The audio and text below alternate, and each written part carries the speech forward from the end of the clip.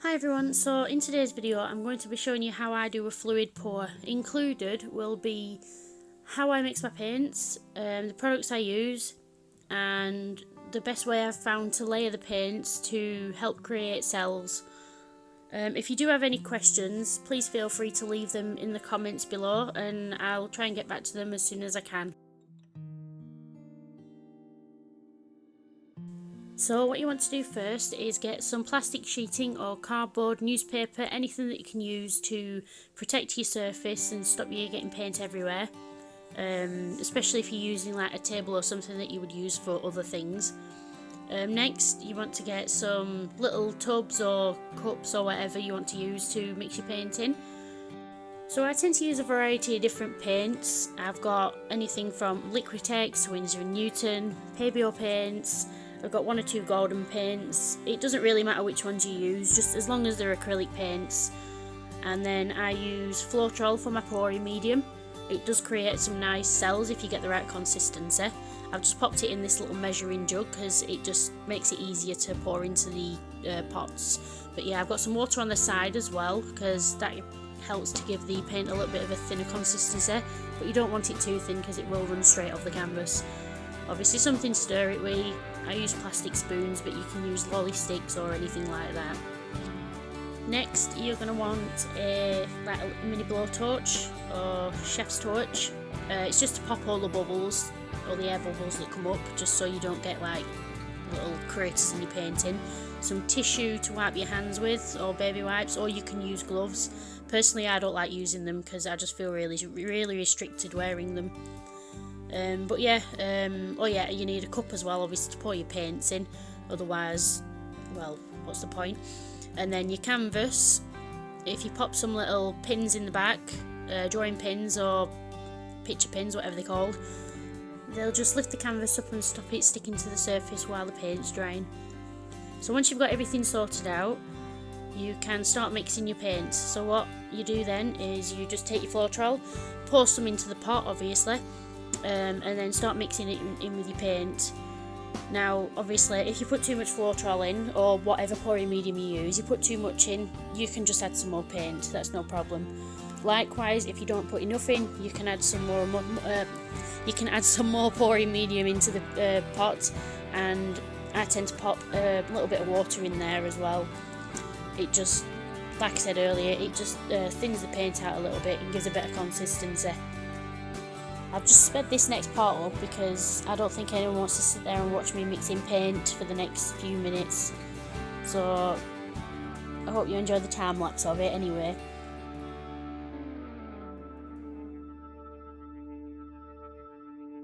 As you can see in this process, I am slowly adding a bit more pouring medium and water bit by bit, just so I'm not wasting it by putting too much in and having to add more paint.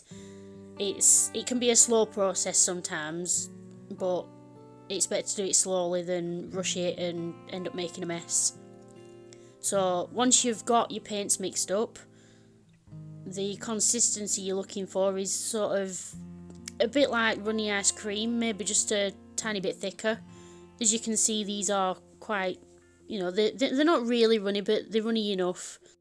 I know some people do like the paint to be maybe a little bit thicker, some might want it a little bit runnier, but I think this is probably about the right consistency for how I want it.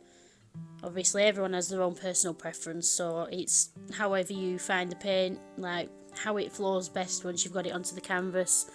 So I suppose it can be a bit of a learning process to try and get the paint how you want it anyway, but you sort of pick it up and get used to it the more you do it.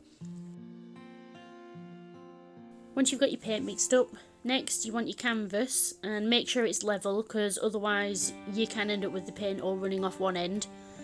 I checked that it was level before I started filming, so don't worry about that.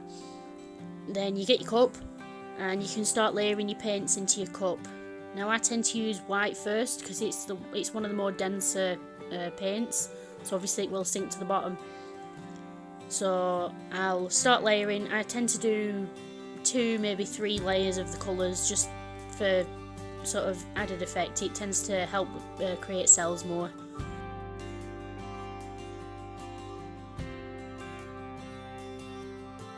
There are a few different ways you can pour the paint onto the canvas. I'm just using a basic pour here, so you just turn the cup onto the canvas and let the paint out, but you can use a straw to blow the paint around, you can use a hairdryer, you can slowly pour it out of the cup to create what's known as like a tree ring pour, but I'll go through some of those in some other videos. I mean, you may have already seen some people doing those kind of pours anyway. So once you've got your paint in your cup anyway, lift your cup up and turn your canvas upside down onto it. So then you hold both of them together and turn them back the right way, and then you paint your cup's upside down on the canvas. I like to leave the cup upside down for maybe 30 seconds or so. I don't really count, to be honest, but it's just so the paint can settle a bit more onto the canvas and run out of the cup. And then I'll use some of the excess paint I have just to pour it around the canvas and spread it round, just because it helps the rest of the paint flow across the canvas better, especially like on the corners. Obviously if you're using like a square canvas. If you're using a round canvas, it's much easier obviously to cover it from one side to the other without having like, you know, little gaps on the edges or whatever.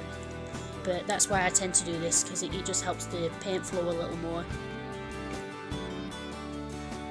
So once you've got that sorted anyway, you can lift the cup off, and I sort of lift it off slowly, and I'll maybe like move the cup around on the paint a little, just because it kind of, sometimes it can create a pattern in the paint and like it drags the colours together a little, which can sort of create depth into the finished piece.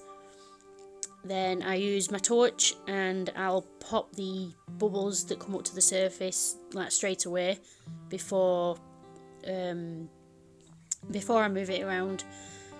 As you could see there, I was using a pin as well. That's just because some of the bubbles wouldn't pop. As you can see, I left the cup on the corner for a moment just to get rid of a bit more excess paint. But once you've got that out of the way, you can then start moving the paint around the canvas. So all you need to do is pick it up and start tilting it back and forth and just watch the paint move. Obviously don't pour it all off one edge, because then you've kind of wasted all your paint. You will lose some in the process because it's inevitable really, it does run, so it runs off the edges. But just try and keep as much on the canvas as you can while you're tilting it and go from one side to the other, because then it'll just sort of give more of an even distribution. As you can see, there are some cells popping up, especially with the copper. I have found that a lot of iridescent and metallic paints do tend to sort of bring out a lot more cells. I don't know what it is, it must be something in the paint, but they tend to pop a lot more. Like, I don't use any silicone oil or anything like that in my paintings to bring out more cells. I know a lot of people do, but it's not something I've ever used, and I never will, just because it can be difficult to clean the oil off afterwards, like before you like varnish or resin your pieces, whatever you cover them with. But honestly, I don't think you really need like silicone or oil or alcohol or whatever it is, whatever additives you use to bring out the cells. I don't think you need them. As long as you layer your colours right, you can still create some really nice cells, like I said, especially if you're using like metallic or iridescent paint. So as you can see now, I'm just using my hands to cover up any little bits of exposed canvas that there might be left on the sides. Sometimes when you're doing fluid art, obviously the paint will run down the edges, but because it's not been sort of in direct contact with the main flow of paint, sometimes there can be little bits of exposed bits on the edges, but it's easy enough to cover up. Just use your spoon or your hands and use what's dripped off, just pat it on, and it just sort of all runs together.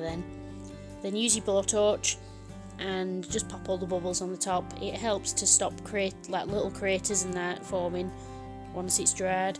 I mean, you'll still get a few coming up here and there just from like bubbles that have come up afterwards, because you do get some, but overall it just stops it looking like it's been hit by meteors or something, like tiny meteors. But yeah, as you can see, I weren't quite happy with the final composition of it, so I just moved it around a little bit more just to, I suppose, disperse the cells out across the canvas a little more. I don't know, I didn't like it, so I moved it again.